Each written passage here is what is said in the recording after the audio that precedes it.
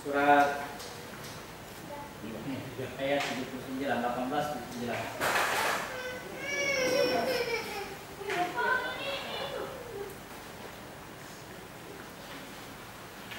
Adapun perahu itu adalah milik orang miskin yang bekerja di laut. Ya, Sudah. nah, lanjut. Ayat 81.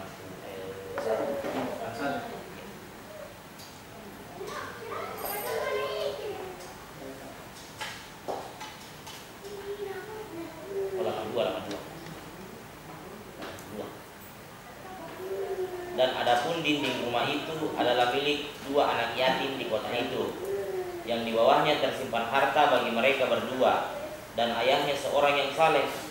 Maka Tuhanmu menghendaki agar keduanya sampai dewasa, dan keduanya mengeluarkan simpanannya itu sebagai rahmat dari Tuhan. Jadi selesai ini, saya ulang lagi, selesai mengucapkan perahu, kemudian membunuh anak kecil, tugas Salita. Membunuh anak kecil, kemudian digantikan dengan seorang anak yang lebih baik daripada itu. Kemudian masuk ke dalam rumah, ya, masuk melihat sebuah negeri yang ada rumah di situ yang roboh, yang hampir roboh. Kenapa rumahnya hampir roboh?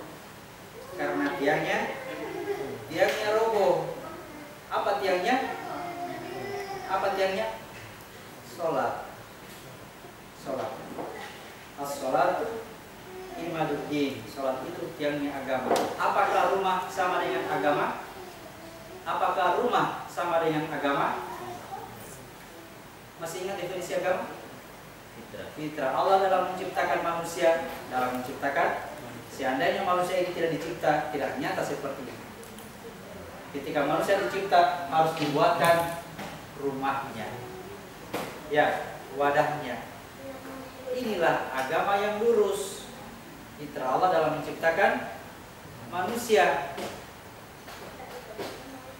Tiangnya adalah sholat. Barang siapa yang mendustakan agama, berarti dia mendustakan dirinya sendiri.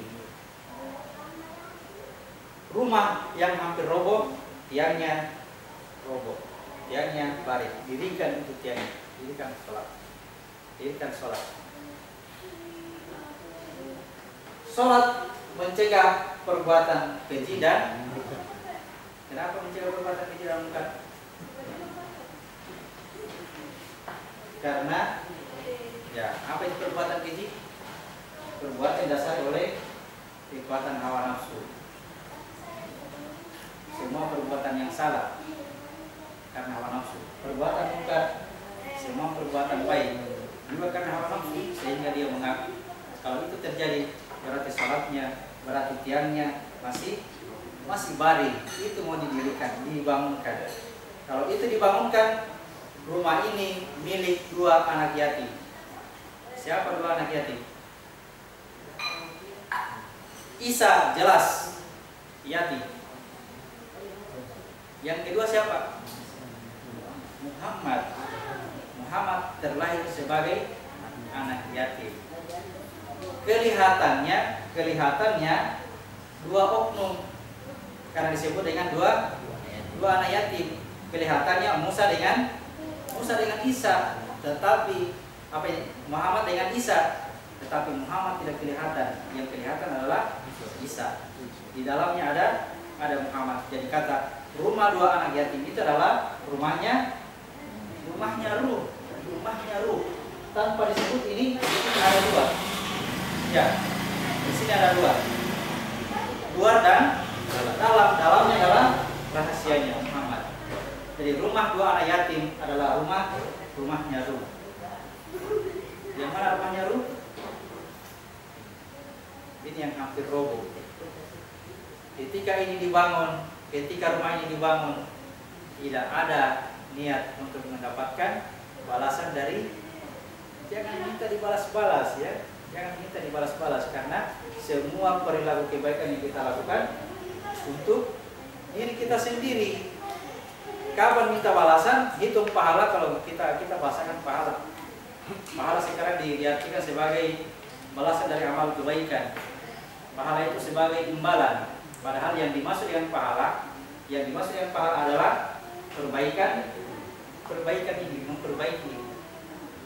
Kalau ini tangan memberi, pahalanya apa? Diberikan tangan, diberikan kaki, karena ya itu juga berjalan, mata juga ikut, telinga juga ikut, akhirnya ikut seluruhnya. Jadi balasannya adalah seluruh dirinya secara sempurna.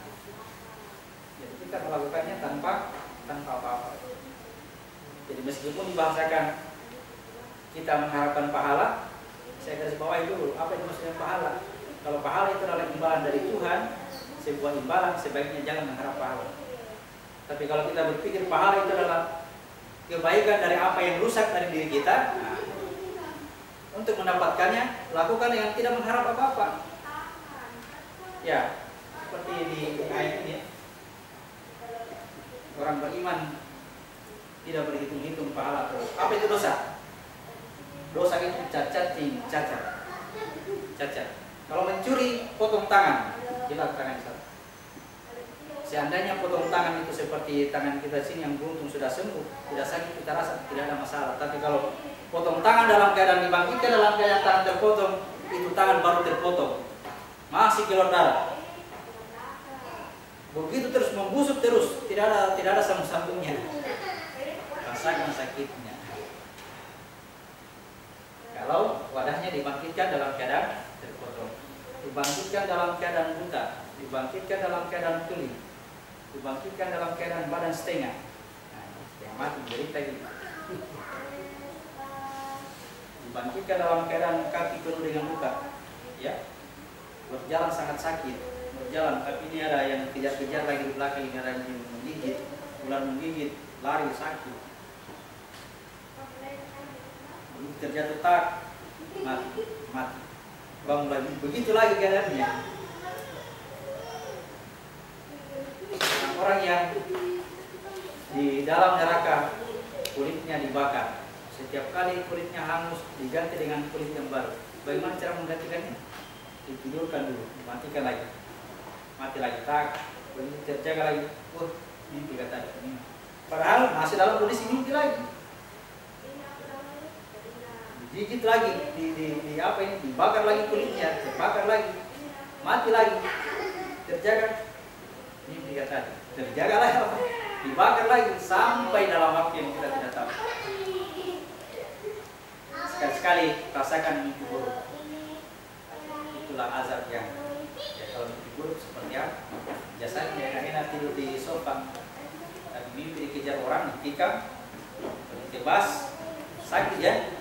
Sakit, terjaga alhamdulillah mimpi. Tapi tadi sakit, berteriak kita tadi, ketakutan kita tadi, begitu terjaga, untuk masih di dunia. Tapi kalau di akhirat nanti, begitu terjaga, tidak ada lagi ini, tidak ada mimpi.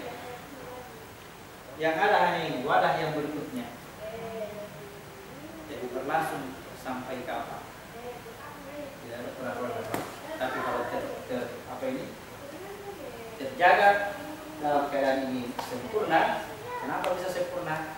Karena rumahnya tadi diperbaiki oleh Khaidir, dibangunkan itu tiangnya tanpa mengharapkan imbalan. Inilah rumah dua anak yatim yang cerita adalah rumahnya ruh, wadahnya ruh. Baik, itulah penjelasan dari Khaidir, ya, terhadap ketidakmampuannya ilmu hakikat untuk memasuki ketidakmampuannya ilmu syariat, ilmu Musa untuk memasuki ilmu hakikat. Kalau kita bermain di hukum-hukum, bermain terus di hukum-hukum, sampainya kiamat, hukum itu tidak akan berhenti. Rata-rata orang belajar agama pasti bertanya hukum. Ustaz, bagaimana hukumnya itu kalau mengaji di kuburan? Lagi sih. Bagaimana hukumnya itu Ustaz? Kalau hukum lagi. Ya, selalu bermain hukum karena wilayahnya manusia. Orang-orang memahami hukum selamanya akan diperlihatkan orang-orang yang selalu melanggar hukum. Surat 7 ayat 145. dan telah kami tuliskan untuk Musa pada lau-lau segala sesuatu sebagai pelajaran dan penjelasan untuk segala hal. Maka kami berfirman, berpegang teguhlah kepadanya dan suruhlah kaummu berpegang kepadanya dengan sebaik-baiknya. Aku akan memperlihatkan kepadamu negeri orang-orang yang fasik.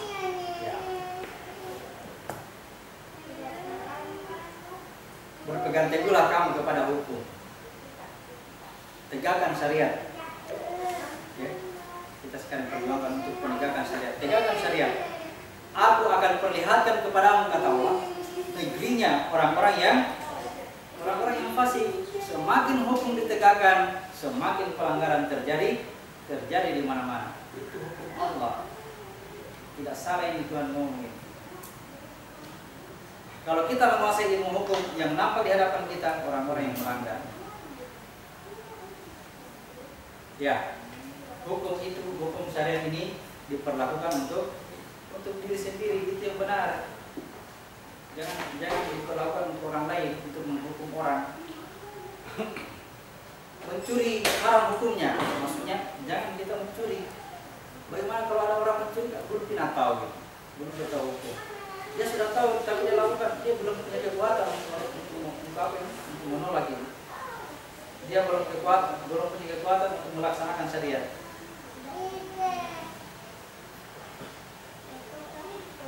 Surat 10 ayat 99.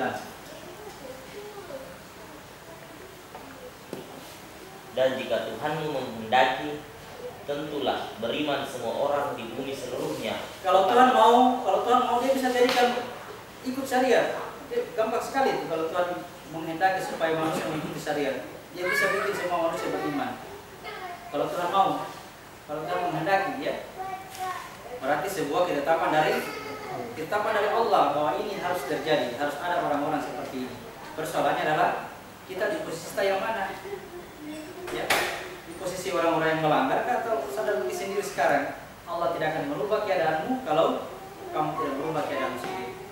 Tempatkan diri kita pada posisi yang tepat. Lanjut.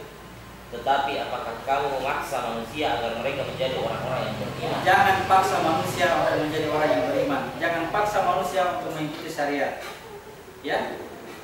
Jangan tegakkan syariat yang memaksa orang-orang supaya mengikuti larangan dari Tuhan, ya. Kita paksakan orang supaya beriman semua. Lebih bagus kita buat hukum negara, karena negara kita mengatur supaya tidak terjadi pencurian di mana-mana.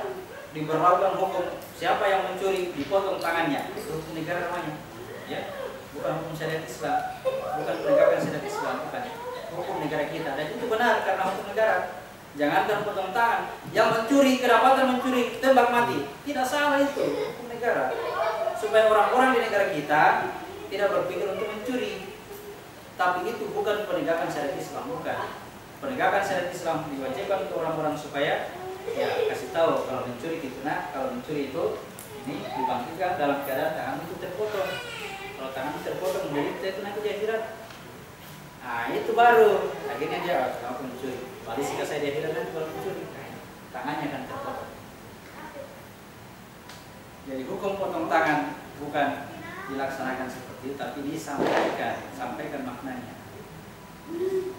Jangan ditegakkan dengan menjadikan orang-orang terpaksa ikut. Kalau tidak, potong betul tangan kita. Ya. Ayat kita kembali ke sini sampai di sini ya, sudah selesai hadir. Jadi hadir menjelaskan tentang pengetahuan di atas hukum-hukum ini. Untuk bisa saya simpulkan, untuk bisa mengikuti ilmunya hadir haruslah ya perahu dibocorkan supaya tenggelam. Bagaimana caranya perahu dibocorkan? Tarik nafas. Terus ini angkat, baru nafas dinaikkan. Sudah naik, terjadi pembunuhan. Ya, pembunuhan, menelan. Sudah menelan, baru tutup, membuat rumah anak yatim, terjadi perpindahan.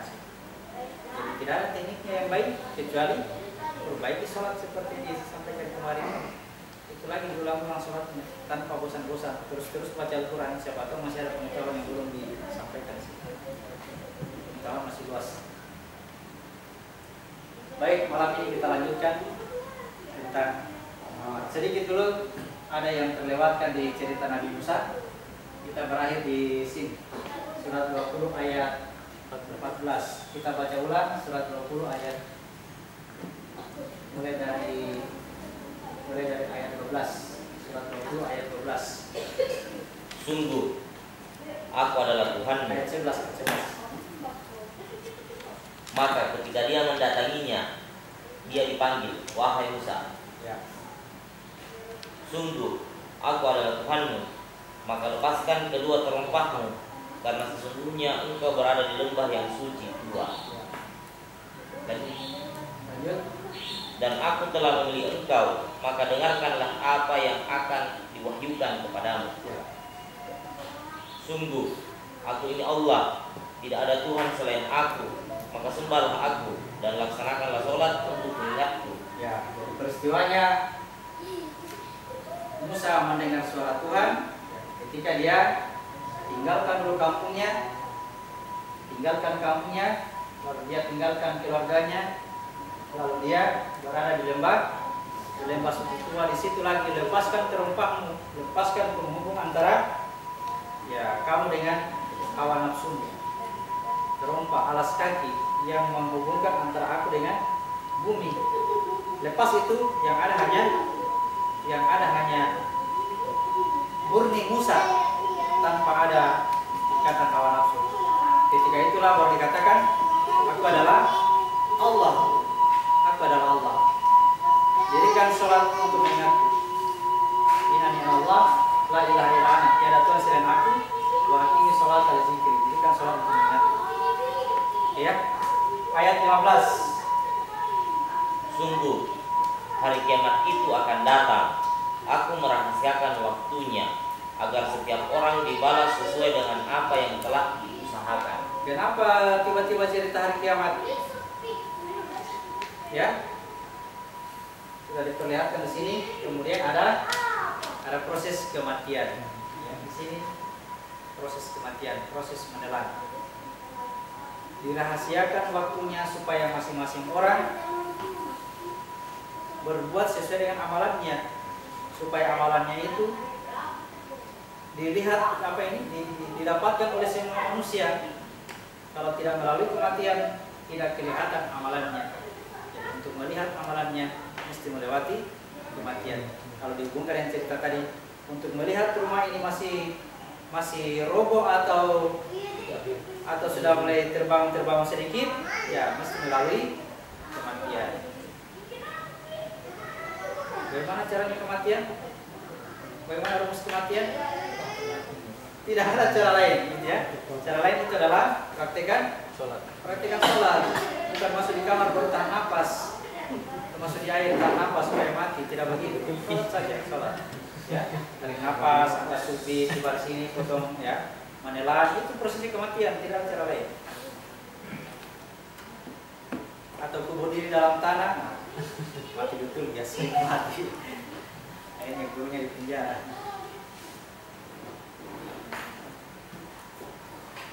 Ayat 16. Maka janganlah engkau dipalingkan dari orang-orang yang tidak beriman kepadanya dan oleh orang yang mengikuti keinginannya yang menyebabkan engkau binasa. Ya, siapa itu? Siapa itu orang-orang yang tidak beriman? Siapa itu orang-orang yang mengikuti hawa nafsunya? Ya, selalu jangan tunggu orang lain, ya. Inilah kita punya jasa sendiri. Jangan sampai menjadikan ini kita berpaling dari perjalanan yang lurus. Ya, kalau kita sudah masuk di alam jiwa, tetapi ini masih ada ikatan menjadikan kita masuk ke dalam golongan Yahudi. Keras, suka menilai orang, ya, suka menghakimi orang. Keras Yahudi. Kalau masuk di alamnya ruh, masih ada ikatan hawa nafsu, menjadikan kita Nasrani. Bijaksana, memang bijaksana, tapi ada ikatan hawa nafsu dan menjadikan kita tertinggi. Ini yang paling tinggi. Inilah Tuhan, bahasanya begitu. Baik, ayat 17. Dan apakah yang ada di tangan kananmu, wahai Musa? Apa itu di tangan kanan Musa? Allah ini maha tahu ya. Tidak mungkin Tuhan tidak tahu ya. Aku bertanya ke Musa, apa itu di tangan Musa? Langsung dia bilang, Musa, ini Tuhan bagaimana dia tahu apa tidak? Masa bertanya. Untuk apa? Apa maksudnya tangan kanan? Tangan kanan sama dengan kanan sama dengan depan sama dengan atas. Lihat, kira-kira di mana? Apa yang ada di tangan kanan itu Musa? Bisa di kanan, bisa di depan, bisa di atas. Ada juga orang menjawabnya di kanan, betul, boleh. Ada yang menjawabnya di depan, ya. Di depan ini yang dia gunakan untuk apa ini? Untuk membelah daun, memukul daun, lalu melewatkan kambing, betul juga. Tongkat Musa juga di depan juga, ya. Untuk melewatkan kambing. Apa itu kambing? Apa kambing? Terhapus ini. Ada yang hapus. Tongkatnya dipukul di depan, kambingnya lewat. Dipukul di depan. Yang satu lagi ya, teknik untuk kembali, dia mesti berada di atas. Ya. Tongkat ini di mana ini? Harus di atas. Lanjut. Dia, Musa berkata, ini adalah tongkatku, aku bertumbuh padanya, dan aku merontokkan daun-daun dengannya untuk makanan kambingku, Ya. dan bagiku masih ada lagi manfaat yang lain. Bukan makanan dalam kurung itu makanan kambing. Untuk kambingku, untuk melewatkan kambing. Kambing yang kasih lewat. Ini masih dalam kondisi Musa pegang tongkat. Dan sudah bilang Tuhan, lepaskan tongkat Musa, jangan kau pegang. Lepaskan tongkat Musa. Kalau kau pegang terus, tetap jadi tongkat. Tapi kalau kau lepaskan, tongkat itu akan berubah menjadi ular, ya. Atau kita baca ular ini, baca dulu. Dia, Allah berfirman, lemparkanlah dia, wahai Musa. Lanjut. Lalu Musa melemparkan tongkat itu, maka tiba-tiba ia menjadi seekor ular yang merayap dengan cepat. Ya. Lepaskan. Kalau sudah dilepas, kalau dipegang ya tongkat, tetap tongkat. Tapi kalau dilepas, ini jadi ular. Apa itu ular? Ular. Ya. Harus saya buat begini ularnya.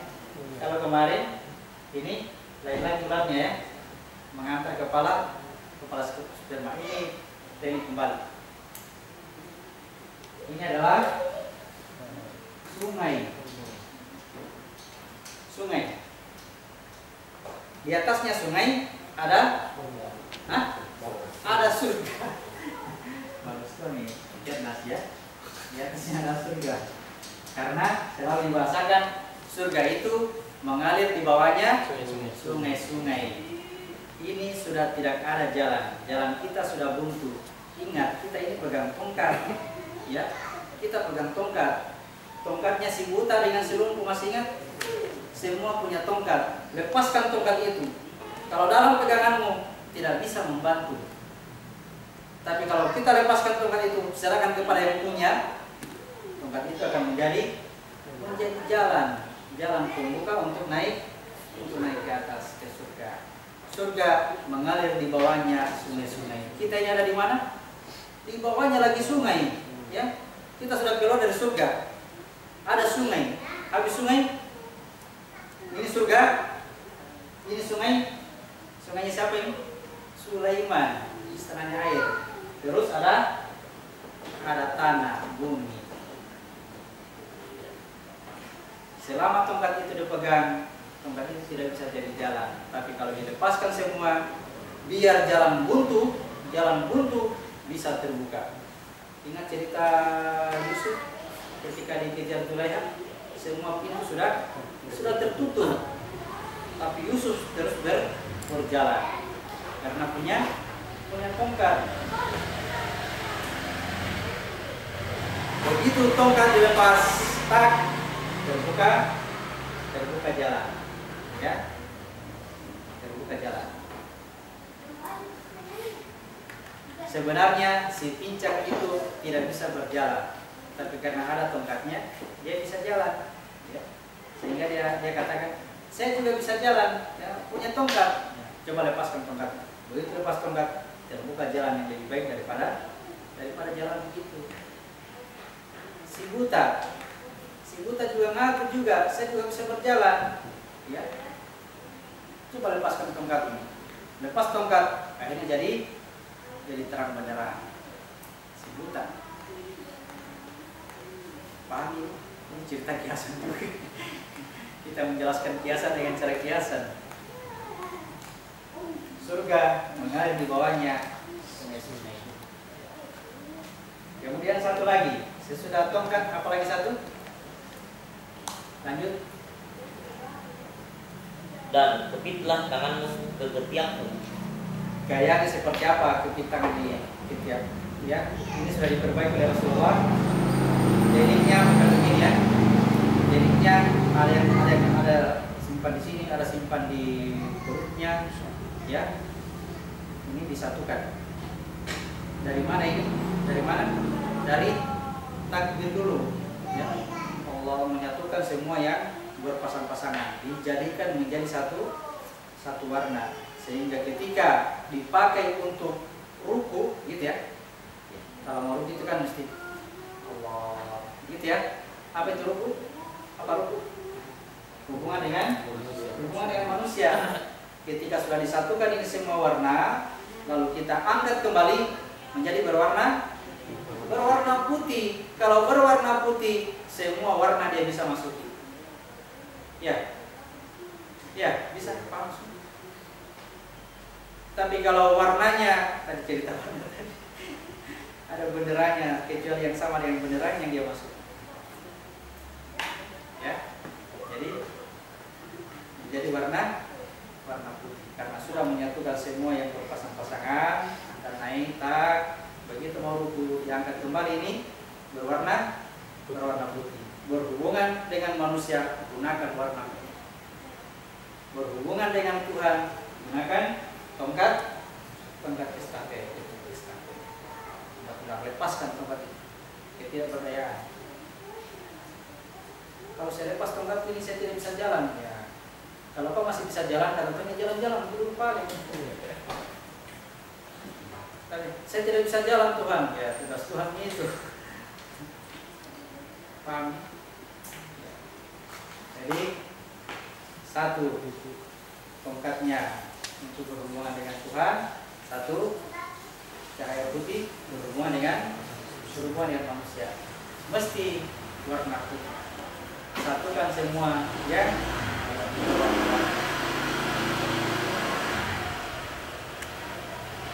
kalau mampu menyatukan semua warna, berarti kita bisa berhubungan dengan manusia siapapun dia. Tidak ada lagi kotak-kotak. Manusia suka sekali berkotak-kotak, ya. Sudah perbedaan RT, sudah perbedaan RW, kota-kota misalnya, perbedaan kelurahan, perbedaan kota, perbedaan provinsi, perbedaan negara. Gara-gara begini semua berkelahi lagi. Ya. Sudah aman ini negara kita, tidak lagi penjajahan. Negara kita sudah aman. Antar provinsi lagi berkelahi. SM lawan Persebaya. Bonek melawan apa kalau SM? Berkelahi lagi. Ternyata mereka aman. Ya, Makassar aman saja. Ini dibagi lagi antar geng. Gengnya ini lawan geng ini di kota Makassar, berkelahi lagi. Karena terkotak-kotak. Jadi dengan takbir menyatukan semua yang terkotak-kotak tadi, lalu diangkat cahaya putih itu yang digunakan untuk berhubungan dengan manusia, tidak memandang ras, tidak rasis. mau mata sipit, mau rambut keriting, mau kulit hitam, mau apapun dia saudaraku semua. Ya, kecuali yang tidak berakal. Apa yang tidak berakal? Ini sekarang saya baru buka tadi. Orang yang tidak berakal sekarang pada akur, ya. Kucing akur dengan tikus, anjing akur dengan kucing, ya. Sekarang orang-orang yang punya akal ya berkelahi semua. Orang semua berubah. Mana letak akal manusia? Sudah dikalah oleh yang tidak diberi akal. Yang tidak diberi akal bisa diajak akur. Yang punya akal selalu diajak terus. Baik. Jam 10. Masih ada 1 jam kita cerita Nabi Muhammad. Oke? Oke, lanjut. Istirahat sini ya.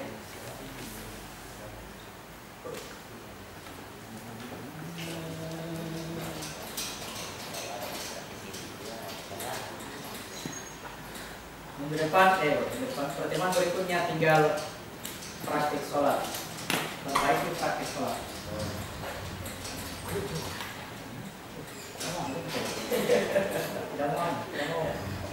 Tidak mau dihapus kapan ini?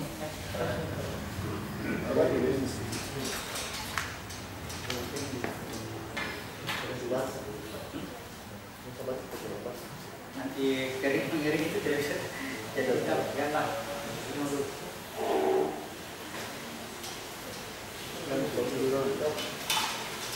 Kenapa kita jangan dilarang lanjutkan ini? Masih ada.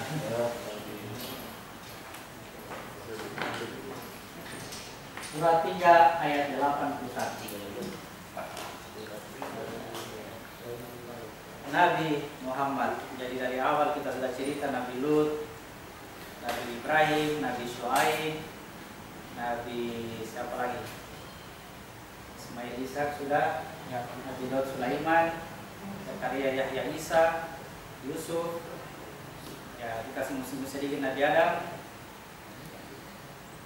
Ini puncak perjalanan kita Nabi Muhammad. Surat 3 ayat 81. Bagaimana Allah akan memberi petunjuk kepada suatu kaum yang kafir setelah mereka beriman? Cari surat 3 ayat 81. Surat 3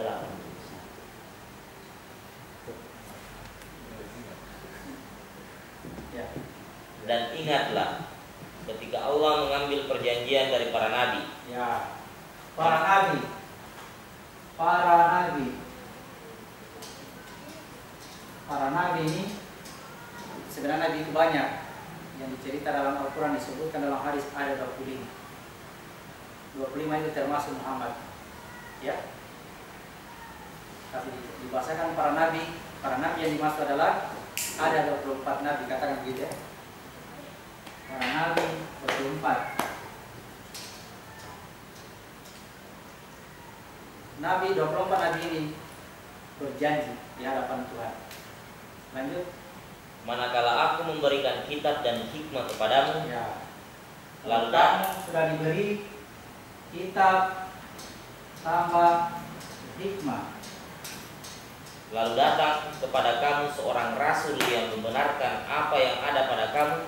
Datang rasul. Niscaya kamu akan sungguh-sungguh beriman kepadanya dan menolongnya.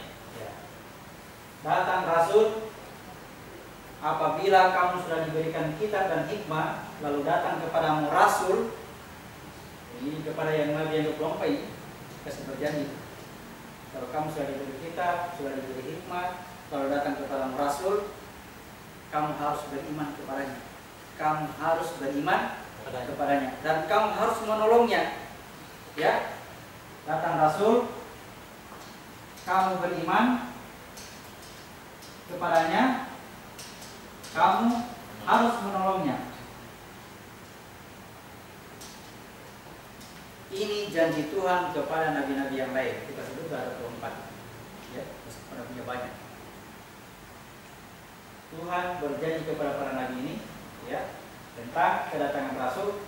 Kalau rasul itu datang, kamu harus beriman kepadanya dan kamu harus menolongnya. Lanjut. Allah berfirman, apakah kamu setuju dan menerima perjanjian denganku atas yang demikian itu? Ya, dia pertegas. Kamu setuju? Kamu siap menerima perjanjian ini? Ya, lanjut. Mereka menjawab, para nabi menjawab, kami setuju. Ya. Allah berfirman, kalau begitu bersaksilah kamu, para nabi, dan aku menjadi saksi bersama kamu. Allah bersaksi bersama nabi yang lain, ya. Nabi yang 24 itu tadi.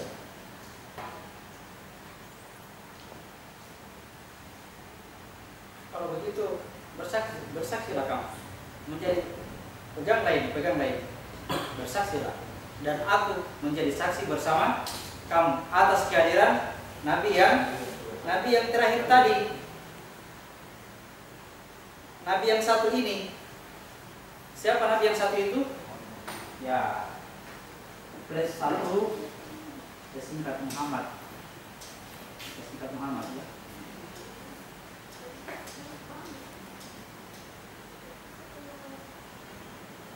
Perjanjian ini terjadi di alam gaib.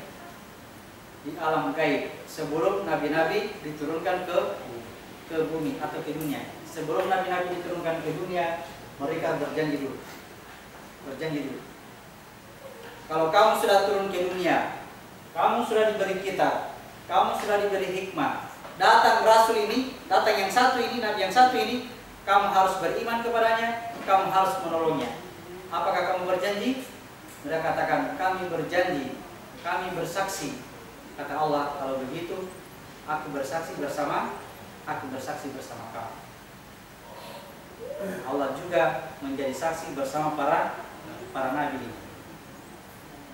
Jadi, sebelum Adam diturunkan ke dunia, dia sudah berjanji. Ya. Sebelum Adam diturunkan ke dunia, dia sudah berjanji bahwa kalau datang Muhammad, dia harus beriman kepada Muhammad dan dia harus menolong Muhammad. Pertanyaannya, ketika Adam diturunkan ke dunia, pertanyaannya, apakah Muhammad datang? Apakah Adam beriman kepada Muhammad? Apakah Adam menolong Muhammad? Kalau itu tidak terjadi, untuk apa Tuhan berjanji? Tuhan tidak mungkin melakukan hal yang sia-sia. Ya, Tuhan tidak mungkin melakukan hal yang sia-sia. Berjanji kepada para nabi, berarti itu akan terjadi. Begitu Adam datang ke dunia, Muhammad datang ke situ. Adam beriman kepada Muhammad dan Adam menolong Muhammad. Ya. Sesudah Adam siapa? Idris. Begitu Nabi Idris datang, apakah Muhammad datang? Apakah Idris menolong Muhammad? Dia juga harus menolong Muhammad. Muhammad juga datang pada waktu itu. Adam, Idris, Nuh. Nabi Nuh datang, Muhammad juga datang. Nabi Nuh beriman kepada Muhammad. Nabi Nuh menolong Muhammad. Syahadatnya Nabi Nuh sama dengan syahadatnya Nabi Adam, sama dengan syahadatnya Nabi Idris, sama dengan syahadatnya Nabi Ibrahim, dan semua nabi-nabi syahadatnya sama.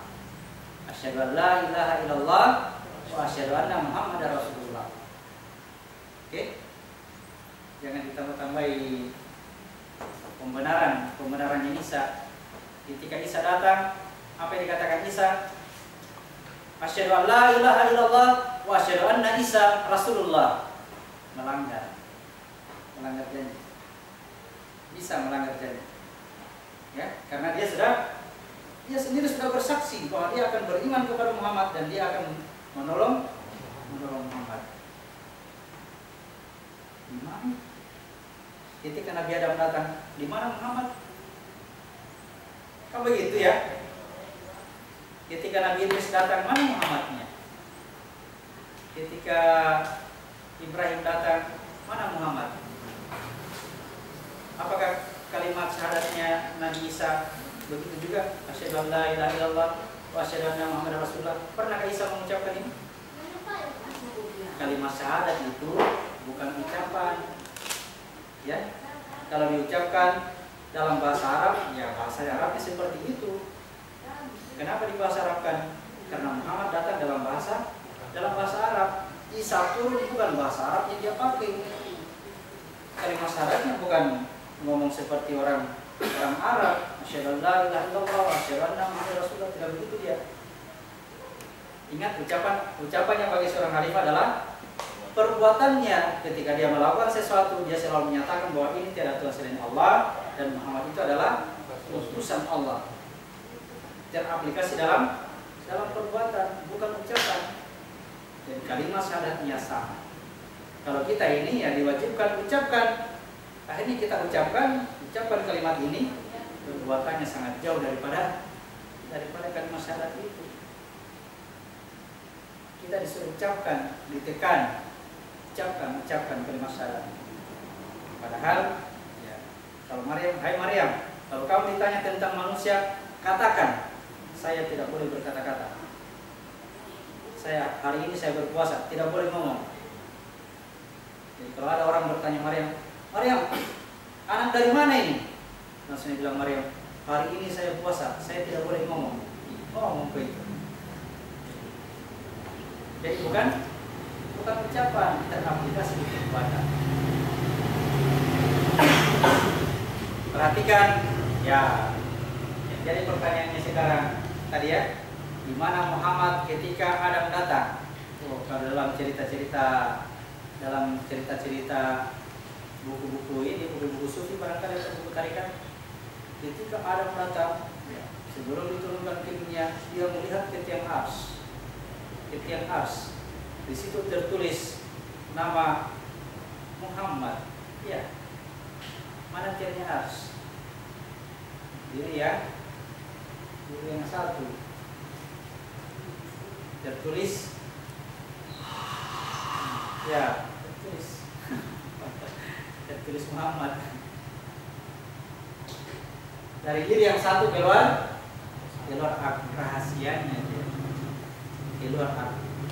Aku adalah sebuah kesadaran tentang diri. Aku sadar tentang diri. Akunya siapa ini? Akunya siapa? Akunya semua orang. Ya, semua orang yang diturunkan ke dunia ini diciptakan dia dari diri yang satu. Saat itu dia katakan, inilah aku sadar dengan diri. Aku inilah yang dicerita melalui kisah Nabi Muhammad yang kita bahas malam. Inilah aku. Jangan diartikan ternyata aku itu Muhammad ya. Bukanlah. Aku itu ya aku. Muhammad ya Muhammad. Muhammad bin Abdullah itu tidak sama dengan aku. Muhammad bin Abdullah itu dimuliakan Tuhan. Aku ini luar biasa. Untuk menjelaskan tentang aku ini diturunkan oleh Muhammad bin Abdullah. Itu maksudnya ya. Ternyata aku Muhammad. Nah, salah begitu.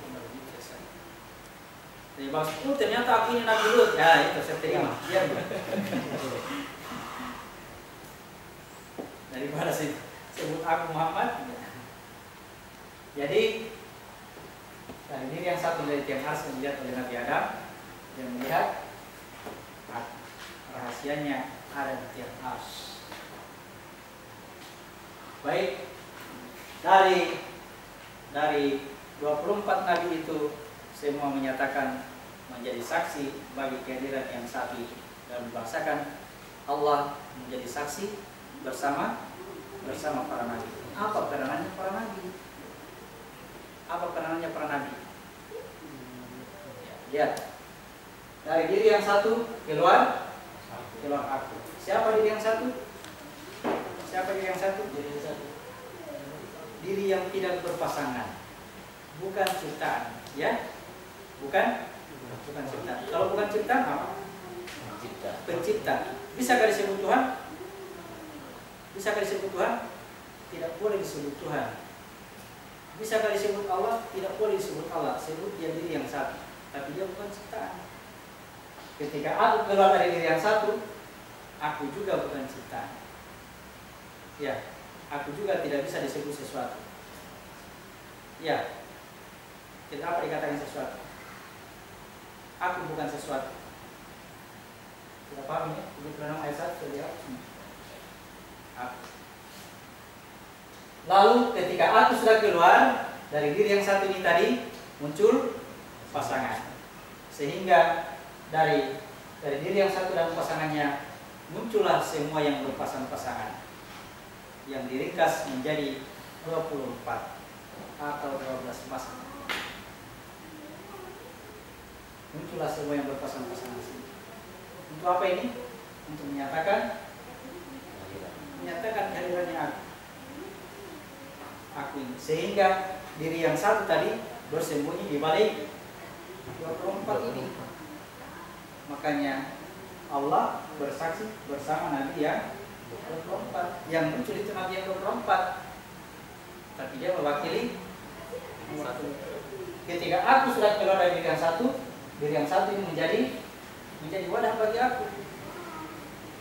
Ya, sehingga aku masuk ke dalam wadah yang dikuasai oleh dia. Antara aku dan dia. Ya, selain aku, semuanya adalah dia. Sudah pernah ya? Disebut. Selain aku adalah dia. Sering-sering renungkan, selain aku dia.